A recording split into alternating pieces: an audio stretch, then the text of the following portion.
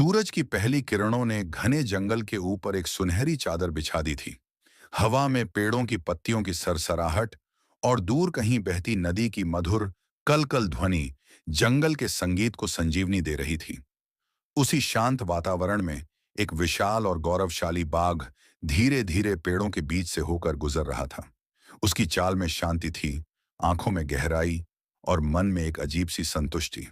हर कदम के साथ वह अपने जंगल की सुंदरता को महसूस करता।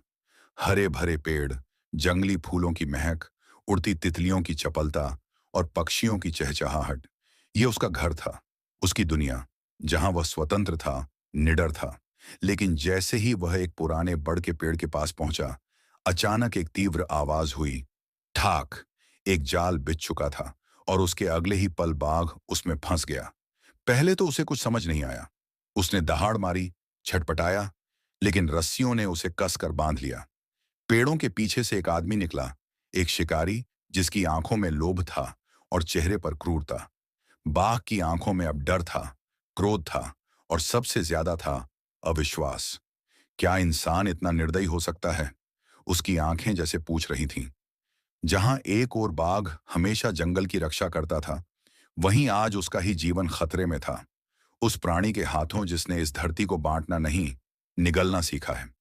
जैसे ही शिकारी ने उसे पिंजरे में बंद किया और ट्रक की ओर ले चला, बाघ की आंखों में जंगल की यादें तैरने लगी।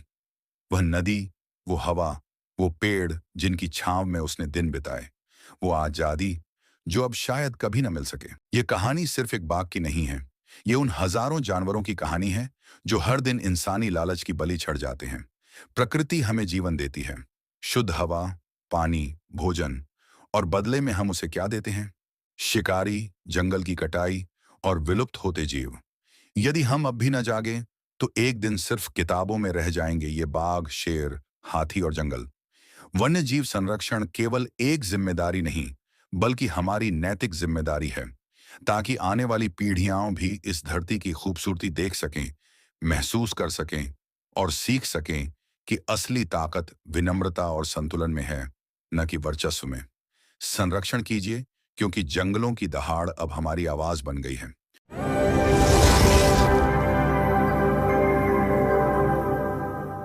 इसी तरह के मजेदार वीडियोस के लिए हमारे चैनल को सब्सक्राइब करिए।